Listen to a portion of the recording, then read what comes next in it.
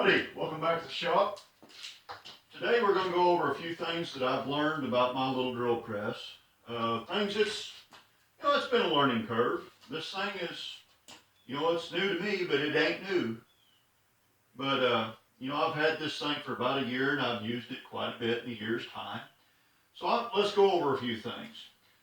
Number one thing that I had to learn, and I don't know why this didn't seem real obvious to me from the get-go, but this table rotates. There's a lock down here on the bottom. You can lock it in place.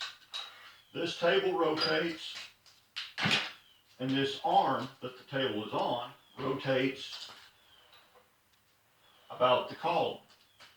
Okay, that's really handy. There is no spot on this table that I cannot position underneath of the quill by a combination of swing and rotate.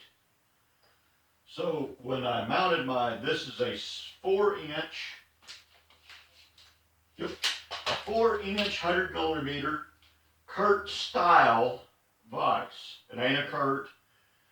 This was like a $30 or $60 eBay. Came from a reseller. It's not even branded Shars. It's just a cheap Curt knockoff vise. It's pretty well built. It's very heavy, but it's not a Curt vise. That being said, I have had it on my little old milling machine. It is what it is. It clamps things down. It holds them where you want them to stay. That's about all I can say about it. I don't see the need to have a $350 vise on this drill press. If I had a really nice milling machine, I'd have a really nice mill vise, but for an old drill press that's clapped out anyway, this is good enough.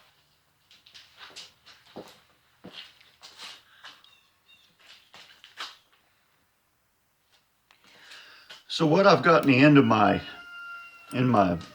chuck here is called a wiggler, if you don't already know.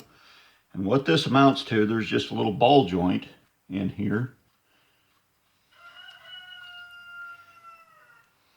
A little spring-loaded doohickey up in here.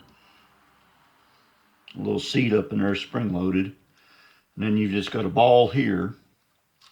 And this goes together with the needle poking out. And as this rotates, it doesn't, and this quill has got a lot of run out in it. Almost probably a 64th of an inch of run out. But this takes that into account. You just kick your quill on and you just put your thumbnail up against the needle point, and you can find its own center. So we're going to put a piece of steel in here, a couple of parallels.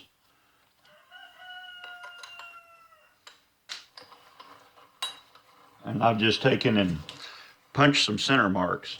The accuracy of a drill press, or at least this drill press, is all dependent on the accuracy of your layout. So if you can read a tape measure or a steel rule or whatever you use for layout well, which may or may not require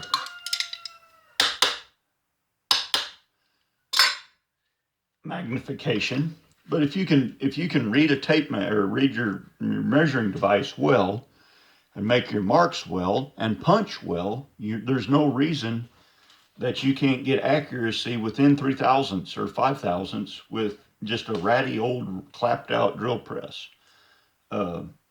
It all depends on how well you measure, how well you lay out, how well you mark everything. Because it's certainly not hard to hit the mark.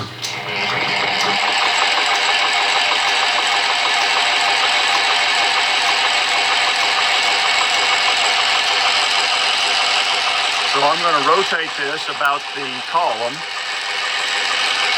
and bump the camera.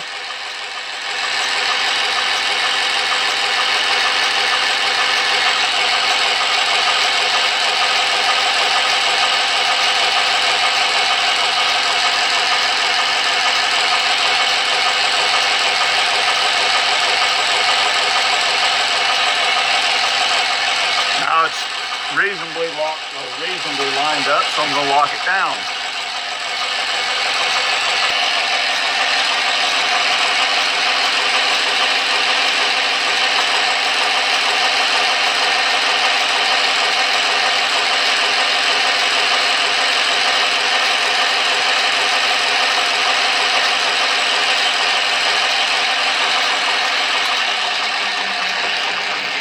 thing about a wiggler is if you are out a little bit, like right there, I'm out about let's put her out about a 64th.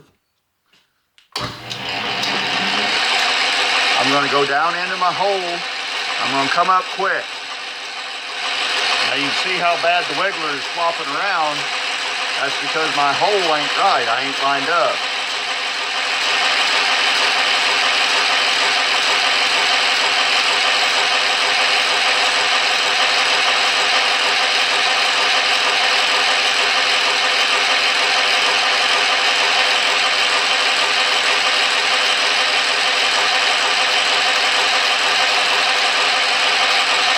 So there they're lined up.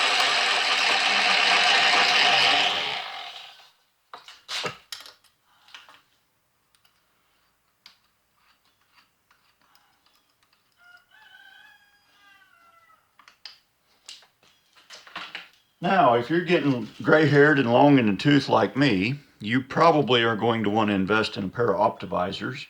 These are dirt cheap, Harbor Freight. I don't know what the metric equivalent to Harbor Freight is, but I'm sure that there is something like a Harbor Freight store in metric countries. But anyway, these are not expensive. Another method that I quite often use is I will have my center mark and I'll take my whatever size drill and I will come down on my center mark with the quill running and it will pull me to the center. If I can see that bit, twist bit deflect to go to the center, I know that I'm not lined up correctly. You can kind of get real close just by eyeballing, but your center mark will deflect your twist bit quite a bit to get it to the center.